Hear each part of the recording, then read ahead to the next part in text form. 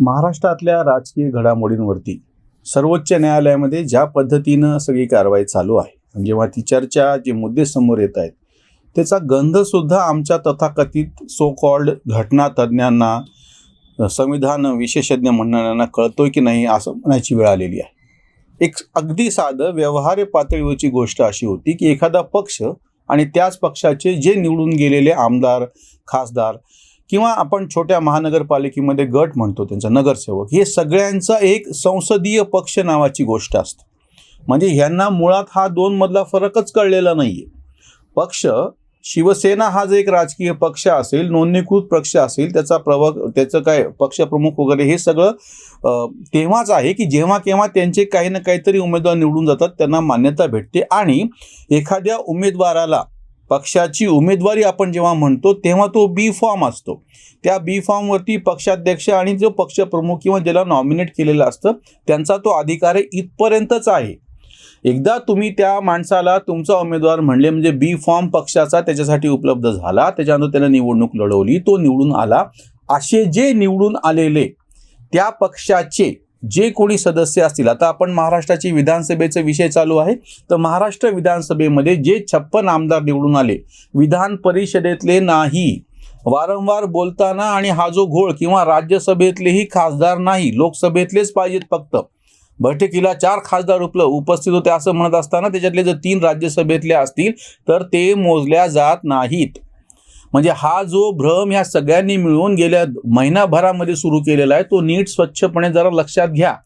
आज सर्वोच्च न्यायालयामध्ये ज्या पद्धतीनं अभिषेक मनु सिंघवी आणि तिकडून हरीश साळवे यांचे जे युक्तिवाद समोर आले आणि न्यायाधीशांनी पण जी काही त्यांच्यावरती विचारणा केली, म्हणजे चालू असताना हे सगळं समोर आलेलं आहे. 1 तारखेला पुढे ढकललेलं आहे सगळी सुनावणी, आणि ॲफिडेव्हिट दोन्ही गटांना द्या असं स्वच्छपणे सांगितलेलं आहे. त्याच्यातून समोर आलेले जे मुद्दे ते लक्षात घ्या की पक्ष म्हणजे तुम्हाला निवडणुकीमध्ये बी फॉर्म देईपर्यंत पक्षाचं अस्तित्व तशा अर्थाने आहे. पक्ष शिल्लक आहे, पक्षाचं बाकी सगळं आहे, पक्षाची घटना पक्षाचा म्हणून व्हीप असेल तर तो पक्ष म्हणून लागू पडेल. तुम्ही आमदार आहात तर तुम्हाला आमदारकीसाठी तुमचा जो विधिमंडळ पक्ष म्हणजे शिवसेना विधिमंडळ पक्ष हा वेगळा आहे आणि शिवसेना पक्ष हा वेगळा आहे. शिवसेना विधिमंडळ पक्षाचे 31 ऑक्टोबर 2019ला नेते म्हणून एकनाथ शिंदे निवडले गेलेले आहेत. या एकनाथ शिंदेंनी किंवा तर त्याच पद्धतीनं राष्ट्रवादी विधिमंडळ पक्षाचे नेते म्हणून अजित पवार निवडले गेलेले होते. काँग्रेस विधिमंडळ पक्षाचे नेते म्हणून बाळासाहेब थोरात निवडले गेलेले होते. भारतीय जनता पक्ष विधिमंडळ पक्षाचे नेते म्हणून देवेंद्र फडणवीस निवडले गेलेले होते. हे 4 आमचे नेते आहेत असं सांगणारं आमदारांचं पत्र राज्यपालांकडे आहे. देवेंद्र फडणवीसांबरोबर जेव्हा अजित पवार यांनी मंत्रिमंडळ 2 दिवसाचं स्थापन केलं तेव्हा त्यांनी ते पत्र दाखवलेलं होतं. त्या आधारावर त्यांना शपथ भेटली. पण पक्षाचे बहुतांश ते आणि धनंजय मुंडे दोघंच सोडले तर बाकीच्या सगळे 52 आमदार शरद पवारांकडे होते. त्यांनी बैठक केली, नेतेपदावरून गटनेतेपदावरून त्यांना हटवलं आणि जयंत पाटलांची नेमणूक केली. त्याच्यावरती जे पत्रावरती खाली सह्या आहेत त्या 52 आमदारांच्या सह्या आहेत म्हणून ते गृहीत धरलं गेलं. आताही तशाच पद्धतीने तुम्हाला एकनाथ शिंदेला जर पदावरून हटवायचं असेल तर तुम्ही जी बैठक घेतली त्या किती आमदारांच्या सह्या आहेत, आणि ह्या सह्या प्रत्यक्ष विधानसभेतल्या आमदारांच्या लागतात, विधान परिषदेला चालत नाहीत. स्वतः उद्धव ठाकरे हे विधानसभेचे सदस्य नाहीत. उद्धव ठाकरे हे शिवसेनेचे पक्षप्रमुख आहेत, शिवसेनेचे गटनेते नाहीत. किंवा आताही एक भ्रम काय पसरला गेला की संसदेतील शिवसेनेचे नेते संजय राऊत हे राज्यसभेवरती सदस्य आहेत, लोकसभेवरती नाहीत. लोकसभेचे जे 19 खासदार आहेत त्यांनी कोणाला गटनेता म्हणावं हा पूर्णपणे त्यांचा प्रश्न आहे. म्हणजे आताही जे पत्र शिवसेनेच्या लोकसभेतील संसदीय गटाने अध्यक्षांना दिलेलं आहे ते असं की 19 पैकी 12 खासदार असं म्हणतायत की आमचे गटनेते अमुक अमुक आहेत, आमचे प्रतोद अमुक अमुक आहेत. म्हणजे तुम्ही ज्यांना गटनेते म्हणतात त्याची जर तुम्हाला बैठक घ्यायची असेल तर किमान तुमच्याकडे किती खासदार आहेत किंवा इकडच्या भाषेमध्ये आमदार आहेत हे सांगावं लागेल. ह्याच्या बाबतीमध्ये हे तथाकथित तज्ज्ञ तेव्हापासून काहीच बोलत ते नुसता घोळ घालतात. पक्ष म्हणून शिवसेनेच्या घटनेमध्ये काय आहे, पक्षप्रमुख उद्धव ठाकरे आहेत, त्यांनी बोलवलेल्या बैठकीला कोण हजर आहे कोण नाही याच्यावरती कारवाई जी काय करायची ती पक्षांतर्गत करता येऊ शकते, त्याच्या आमदारकीवरची कारवाई करता येत नाही.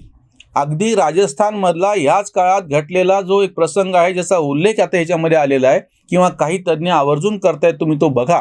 हे आपले तथाकथित जे तज्ज्ञ आहेत त्यांना ते समजून घ्यायचं नाही कारण गैरसोयीचं आहे. मायावती यांच्या पक्षाचे 6 आमदार राजस्थान विधानसभेवरती निवडून आले होते. हे 6च्या 6 जण काँग्रेसमध्ये गेले. त्यांना पक्षातून निलंबित करण्याचा आदेश मायावतींनी काढला. पण मायावती किंवा त्यांचे जे कोणी प्रदेशाध्यक्ष आहेत ते गटनेते नाहीत. ते सर्वोच्च न्यायालयामध्ये अजूनही ते चालू आहे आणि या काळामध्ये ते सरकार आता संपायची त्यांचं कारकीर्द पुढच्या याच्यामध्ये संपती आता. म्हणजे तुम्ही एक मुद्दा म्हणजे 23ला काहीतरी शेवटी संपते तिथली विधानसभा निवडणुका होती. म्हणजे एक सरळ साधी गोष्ट आहे, शिवसेना संसदीय पक्ष ही वेगळा आहे, शिवसेना पक्ष हा वेगळा आहे. शिवसेना पक्षाचे जे काही आदेश असतील ते तुम्हाला उमेदवारी देईपर्यंत चालू शकतात. तुम्हाला उमेदवारी दिल्याच्या नंतर तो जो काही तुम्ही तयार केलेला संसदीय पक्ष आहे त्याचा गटनेता आहे, त्याच्या संदर्भातलं जे काही तुम्हाला करायचं आहे ते सर्वात पहिली गोष्ट म्हणजे बहुमताने असावं. म्हणजे बैठक घ्यायची असेल तर तो अधिकार गटनेत्याला आहे. म्हणजे एकनाथ शिंदे यांना शिवसेना गटाची बैठक बोलवण्याचा अधिकार आहे. स्वतः एकनाथ शिंदेच्या विरोधात जर तुम्हाला काही कारवाई करायची असेल, जशी राष्ट्रवादी काँग्रेसनी त्यांचे गटनेते अजित पवारांच्या विरोधात केलेली होती, तर त्यासाठी तुमच्याकडे किमान बहुसंख्य आमदार हवेत. या दोन्हीही गोष्टी आत्ता सगळ्या घडामोडीमध्ये हे जे काही ज्याला उद्धव ठाकरे गट म्हणतात त्यांना जमलेल्या नाहीत. एकनाथ शिंदे यांना पदावरून हटवत असताना ज्या आमदारांच्या तुम्ही सह्या दिल्या ती संख्या काहीतरी फक्त 13 आहे. आणि ह्यांनी जेव्हा एकनाथ शिंदे आमचे गटनेते आहेत आणि एकनाथ शिंदेवरतीच आमचा विश्वास आहे आणि आमचे चीफ प्रतोद असं 2 चीफ व्हीप असे 2 जे त्यांनी नवीन नावं सुचवले, यासाठी 32 आमदारांच्या सह्या असलेलं पत्र दिलेलं आहे. म्हणून ह्या सगळा घोळ मिटवण्यासाठी म्हणूनच ह्या सर्वोच्च न्यायालयाने अतिशय स्पष्टपणे सीजेंनी जे सांगितलेलं आहे की दोन्ही पक्षांनी त्यांचे ॲफिडेव्हिट सादर करावेत म्हणजे गटांनी. अजून एक महत्त्वाचा मुद्दा हरीश साळवे यांनी जो उपस्थित केला आणि हे वारंवार त्याला बगल देत आहेत सगळे तथाकथित विद्वान आपले घटनातज्ञ.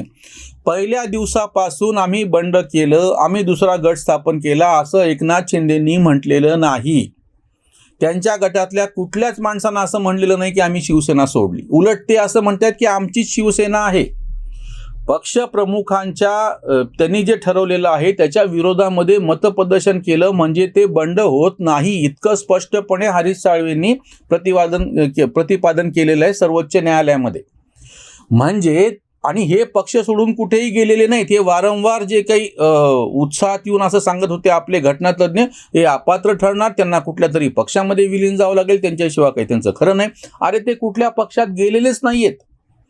एकनाथ शिंदे आणि त्यांच्याबरोबरचे एकूण सगळे म्हणून 40, नंतरची संख्या वाढली ती पण बाजूला ठेवत, अपक्ष जे आहेत ते वरचे 10 ते सगळे बाजूला ठेवत, शिवसेनेचे 40 आमदार जे त्यांच्याबरोबर होते आजही ते शिवसेनेमध्ये स्वतःला मानतात.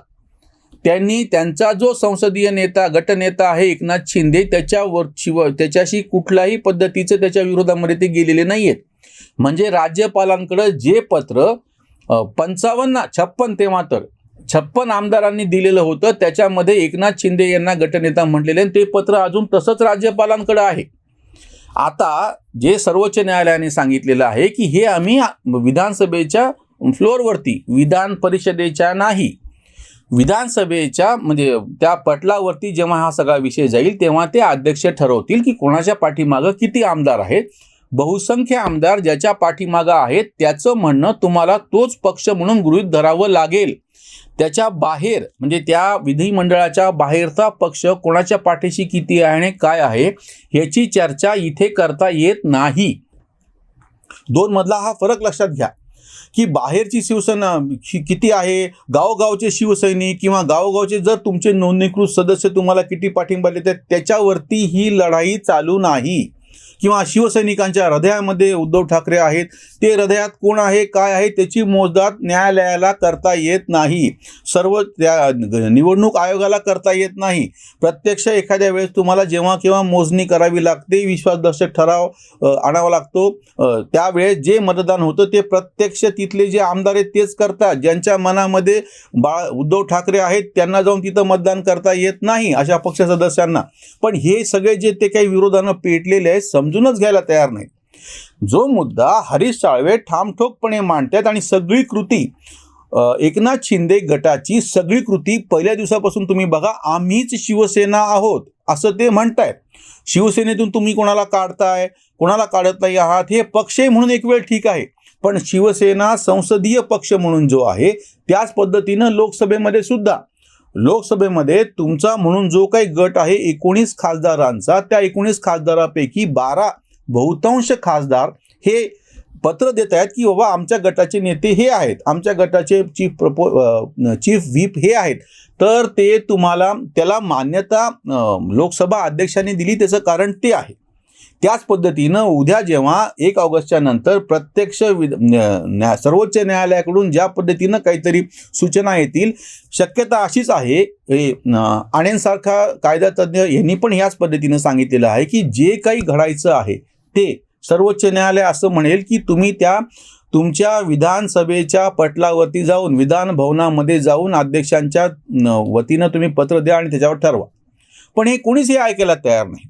त्याच्यामुळे 2 गोष्टी अतिशय स्पष्टपणे या निकालातून समोर आलेल्या आहेत. एक, ही शिवसेनेतली फूट नाही.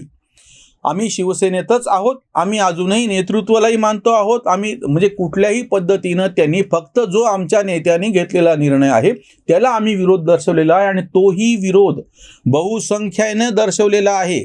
लोकसभेमध्ये सुद्धा एकूण खासदारपेक्षा आमच्याकडे जास्त खासदार आहेत विरोध दर्शवणारे तुमच्या निर्णयाला. त्याच पद्धतीने महाराष्ट्रामध्ये विधान भवनामध्ये सुद्धा, विधानसभेच्या पटलावरती सुद्धा तुम्ही जो निर्णय घेतलेला आहे महाविकास आघाडी सरकारचा त्याला विरोध दर्शवणारे हे आहे. आणि तो अख्खाच्या अख्खा पक्ष त्यांच्या दृष्टीनं, ज्याचे गटनेते एकनाथ शिंदे आहेत त्यांनी आता, आणि तेच मुख्यमंत्री पदावर आहे, आधीही शिवसेनेचाच मुख्यमंत्री होता, आताही शिवसेनेचाच मुख्यमंत्री आहे. आता काही जणांच्या लक्षात येईल की एकनाथ शिंदे यांनाच मुख्यमंत्री ठेवायची खेळी भाजपने का खेळली. त्याच्या मागं कायद्याचा हा एक मुद्दा आहे की प्रत्यक्ष त्या पक्षाच्या तो अधिकारात काहीच बदल झालेला नाही. मुख्यमंत्री तेव्हाही शिवसेनेचाच होता, आताही मुख्यमंत्री शिवसेनेचाच आहे. त्या पदावरची व्यक्ती फक्त बदललेली आहे. काही जणांना हे समजून घ्यायचं नाहीये, काही जणांना हे पचत नाही आहे, काही जणांना त्याच्या निमित्तानं आपला एक जो काही भाजपचा अंधविरोध संघाचा हे करायचा आहे त्याच्यासाठी ते आपली बुद्धी पणाला लावत आहेत. कोणाला काय करायचे ज्याचा त्याचा प्रश्न आहे. सर्वोच्च न्यायालयाने ह्या प्रश्नावरती अतिशय वस्तुनिष्ठ आणि स्वच्छ भूमिका घेतलेली आहे. 1 ऑगस्टला दोन्हीही गटांना त्यांची शपथपत्र द्यावे लागतील, तेव्हा त्यांच्या पाठीशी किती आमदार संख्या आहे हा पण आकडा समोर येईल आणि त्याची तपासणी करण्याचं काम परत विधानसभा अध्यक्षांना करावं लागेल. त्या ठिकाणी परत एकदा ह्यांच्या भ्रमाचा भोपळा फुटणार आहे. इथेच थांबूयात. धन्यवाद.